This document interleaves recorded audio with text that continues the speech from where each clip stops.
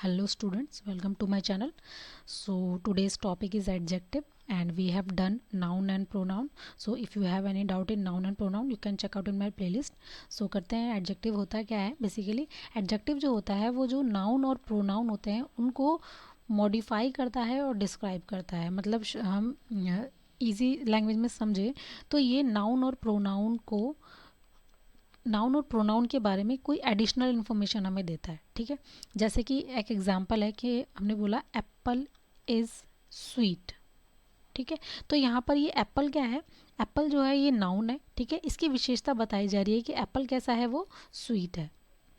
Next है जैसे मैंने बोला ही इज़ सैड, तो यहाँ पर उस प्रोनाउन यानी कि उस व्यक्ति की विशेषता बताई जा रही है कि वो कैसा है, दुखी है. तो बेसिकली एडजेक्टिव क्या करता है, किसी भी नाउन और प्रोनाउन के बारे में एडिशनल इन्फॉर्मेशन हमें देता है. ठीक है, तो इसको हम कैसे कैसे डिस्क्राइब कर सकते हैं.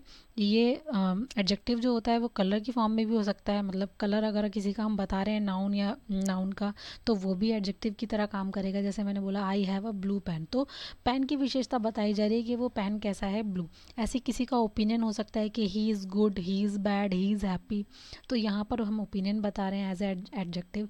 साइज़ मैंने बोला माई हाउस इज़ बिग, तो यहाँ पर साइज़ के फॉर्म में हम उसकी विशेषता बता रहे हैं, तो ये भी एडजेक्टिव का काम करेगा.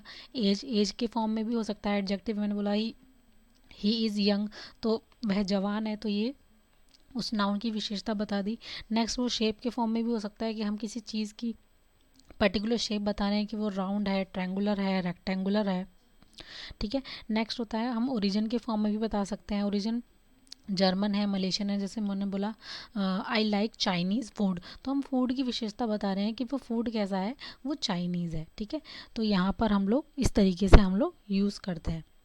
नेक्स्ट होता है मटेरियल, तो मटेरियल के फॉर्म में भी एडजेक्टिव का हो सकता है कि आई हैव अ गोल्ड ज्वेलरी, तो आप गोल्ड वो मटेरियल की है, किसी किसी मेटल की है, तो हम उसकी विशेषता बता रहे हैं. नेक्स्ट होता है कि हम डिस्टेंस में के फॉर्म में भी यूज़ कर सकते हैं एडजेक्टिव को. किसी टेम्परेचर के फॉर्म में भी हो सकता है कि जैसे कॉफ़ी इज़ हॉट, तो यहाँ पर कॉफ़ी की विशेषता बता दी, नाउन की विशेषता बता दी. टाइम के फॉर्म में भी हो सकता है, तो हम इन फॉर्म में हम एज एन एडजेक्टिव हम नाउन और प्रोनाउन के साथ उन्हें डिस्क्राइब करने के लिए हम लोग यूज़ कर सकते हैं. आगे बढ़ते हैं. ठीक है, अब यहाँ पर सबसे अच्छा यूज़ होता है कि नाउन को हम लोग सोचते हैं जनरली कि नाउन को यूज़ कैसे किया जाता है.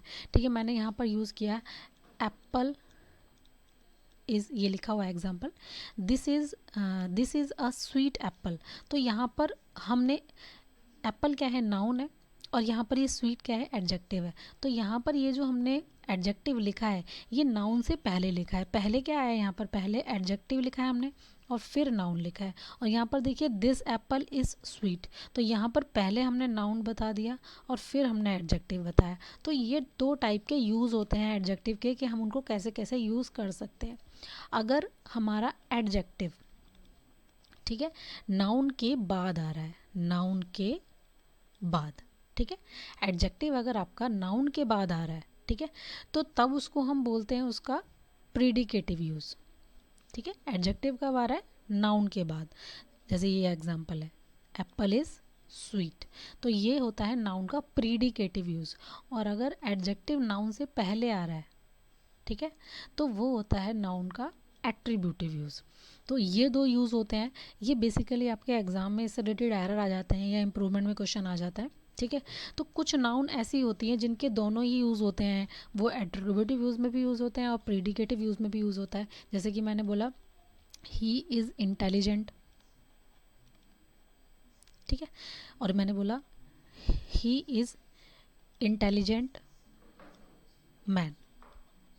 ठीक है, तो यहाँ पर ये मैन, यहाँ पर देखिए ये नाउन के बाद आ रहा है. ठीक है, नाउन के बाद आ रहा है तो ये इसका प्रीडिकेटिव यूज़ हो गया, ये इसका प्रीडिकेटिव यूज़ हो गया. और यहाँ पर ये जो है इंटेलिजेंट, ये इस नाउन उस मैन से, यानी कि इस नाउन को डिस्क्राइब कर रहा है ना कि वो मैन कैसा है, इंटेलिजेंट है. तो ये यहाँ पर एडजेक्टिव जो हो रहा है वो नाउन से पहले आ रहा है, तो ये होता है इसका एट्रीब्यूटिव यूज़. ठीक है, तो कुछ नाउन हमारी ऐसी होती हैं, ठीक है, तो कुछ नाउन सॉरी कुछ एडजेक्टिव हमारे ऐसे होते हैं जिनका केवल प्रीडिकेटिव यूज़ ही पॉसिबल है. एग्जाम में एरर दे दिया जाता है कि उनका एट्रीब्यूटिव यूज़ दे दिया जाता है. ठीक है, अभी आपको एग्जांपल से क्लियर होगा वो कौन कौन से एडजेक्टिव हो सकते हैं. अलोन, अकेला, अफ्रेड डरा हुआ, फॉन्ड शौकीन, ऐसे इकट्ठा, eager, ashamed, asleep, alive, alert, awake जगा हुआ। तो ये जो होते हैं एडजेक्टिव, इनका केवल प्रीडिकेटिव यूज़ ही पॉसिबल है, ठीक है। इनका हम एट्रीब्यूटिव यूज़ नहीं कर सकते। देखिए एग्जांपल, जैसे मैंने बोला he is afraid, he is afraid, तो यहाँ पर पहले नाउन आ रहा है, नाउन के बाद क्या है, यहाँ पर एडजेक्टिव है, ठीक है। तो ये इसका कौन सा यूज़ है, प्रीडिकेटिव यूज़ है। लेकिन यहाँ पर देखिए he is an afraid man, वो कैसा आदमी है, डरा हुआ। ऐसे आपको लगेगा ठीक, लेकिन ये ग्रामेटिकली गलत है। अगर एग्जाम में ऐसा आ रहा है किसी सेंटेंस के अंदर, तो इस पार्ट में आपके एरर है, ठीक है। इस एडजेक्टिव का हम नहीं कर सकते, क्या, एट्रीब्यूटिव यूज़ हम नहीं कर सकते। एट्रीब्यूटिव यूज़ मतलब नाउन से पहले हम इन एडजेक्टिव को नहीं लगा सकते। इन्हें आप याद कर लेना, इंपॉर्टेंट है ये, क्योंकि एग्जाम में आ जाता है, ठीक है। तो इसी की जगह पर ये जो फ्राइटेंड है, इसके दोनों यूज़ होते हैं। फ्राइटेंड का मतलब भी डरा हुआ होता है, अफ्रेड का मतलब भी डरा हुआ होता है, लेकिन अफ्रेड का केवल प्रेडिकेटिव यूज़ होता है और फ्राइटेंड का एट्रीब्यूटिव यूज़ भी होता है और प्रेडिकेटिव यूज़ भी होता है। यानी कि ही इज़ फ्राइटेंड, तो हम इसको इसके प्रेडिकेटिव यूज़ से भी यूज़ कर सकते हैं। और ही इज़ अ यहाँ पर आएगा he is a frightened man, तो ये हम इसको एट्रीब्यूटिव यूज़ में भी इसको यूज़ कर सकते हैं। नेक्स्ट देखिए, ही इज़ अलोन। अलोन देखिए यहाँ पर इसका प्रीडिकेटिव यूज़ केवल पॉसिबल है, ही इज़ अलोन। हम ऐसे तो लिख सकते हैं, लेकिन ऐसे नहीं लिख सकते, he is an alone man. यानी कि नाउन के बाद तो आ सकता है ये एडजेक्टिव, लेकिन नाउन से पहले नहीं आ सकता, ठीक है। तो ये गलत है। हम ऐसे ही लोनली, लोनली क्या होता है, लोनली के दोनों यूज़ पॉसिबल है, एट्रीब्यूटिव भी और प्रेडिकेटिव भी। तो हम इसको ऐसे भी लिख सकते हैं और he is a lonely person ऐसे भी लिख सकते हैं। ऐसे ही अवेक, ये जो अवेक है, इसका भी केवल प्रीडिकेटिव यूज़ ही पॉसिबल है, ठीक है। देखिए इसमें अब अवेक होगा कहीं, ये रहा अवेक, ठीक है। तो द बेबी इज़ अवेक, हम ऐसे तो लिख सकते हैं कि बेबी क्या है, जागा हुआ है, लेकिन हम ऐसे नहीं लिख सकते the awake baby is playing, ये इसका रॉन्ग है, ठीक है। नेक्स्ट आगे बढ़ते हैं। अब यहाँ पर 3 टाइप के नंबर्स होते हैं, ठीक है। एडजेक्टिव की तरह काम करते हैं नंबर्स। तो 3 टाइप के नंबर्स हैं। पहला नंबर होता है कार्डिनल, दूसरा होता है ऑर्डिनल और तीसरा होता है मल्टीप्लिकेटिव नंबर। कार्डिनल नंबर क्या होता है, कार्डिनल नंबर को मैं याद करने की आपको ट्रिक बताती हूँ। कार्डिनल को आप याद कर लो, काउंट करना।